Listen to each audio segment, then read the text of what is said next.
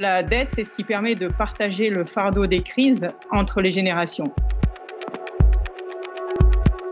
Il y a toute une série de raisons pour lesquelles il est raisonnable de vouloir s'endetter un peu plus à ce stade et donc d'avoir des déficits et pas d'essayer de réduire la dette immédiatement comme certains le proposent. Les gouvernements ont un avantage par rapport à nous. D'abord, ils peuvent emprunter à des taux un peu plus bas que nous et puis ils n'ont pas besoin de faire ce que nous avons besoin de faire, c'est-à-dire de rembourser la dette. Ils ont juste besoin d'éviter une explosion de la dette. Pour le moment, pour les gouvernements, la dette n'est vraiment pas chère. La difficulté, c'est que dès qu'on commence à mettre des contraintes budgétaires plus fortes, on va aussi avoir, par effet de vase communicant, plus de hors-bilan. Après, il y a le problème de la soutenabilité. Si le taux d'intérêt est plus petit de façon prolongée que le taux de croissance, qu'on peut rembourser sans problème, tant que les taux d'intérêt restent très bas et ça ne coûte pas grand-chose d'emprunter. Le mot allemand pour dette, c'est Schuld, qui veut dire coupable. Mais pourtant, la dette, ce n'est pas une mauvaise chose en soi, parce que la dette, c'est ce qui permet de partager le fardeau des crises entre les générations. Il faut s'endetter en période de crise, parce que sinon, les gens qui subissent la crise ont la double peine.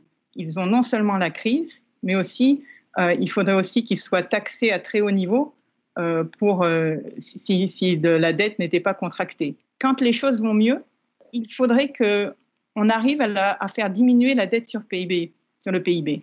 Et ça, c'est un peu la faiblesse de la France. On a une espèce d'effet de cliquet qui fait qu'après des crises, on trouve ça très, très difficile de faire diminuer la dette sur PIB. La crise Covid a coûté très cher, mais c'était absolument essentiel d'offrir une protection aux gens qui travaillaient ou qui avaient perdu leur boulot, aux entreprises pour qu'elles ne fassent pas faillite, etc. Quoi qu'il en coûte est parfaitement justifié dans ce cas-là. On est dans une situation tout à fait anormale du point de vue de la politique monétaire. On voudrait un taux d'intérêt qui soit très négatif.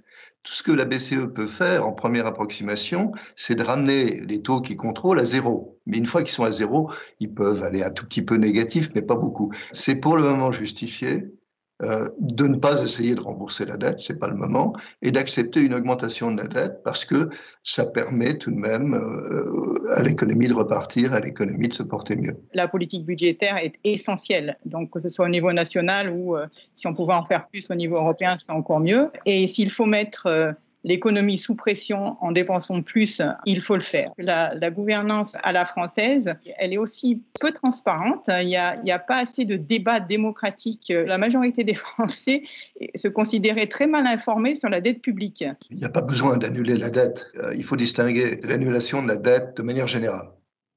Et puis l'autre, c'est l'annulation de la dette détenue par la BCE. Et ma position, c'est que la première, l'annulation de la dette de manière générale, serait une catastrophe absolue. Et ma position sur la deuxième, c'est que ça ne sert à rien. Il y a des bonnes raisons de s'endetter, mais il faut pouvoir avoir accès au marché financier. Et si on n'a pas accès au marché financier, on ne pourra pas le faire. Donc c'est la crédibilité de l'État qui est en jeu. Et si on veut vraiment se projeter dans le long terme, il faut aussi savoir rembourser sa dette.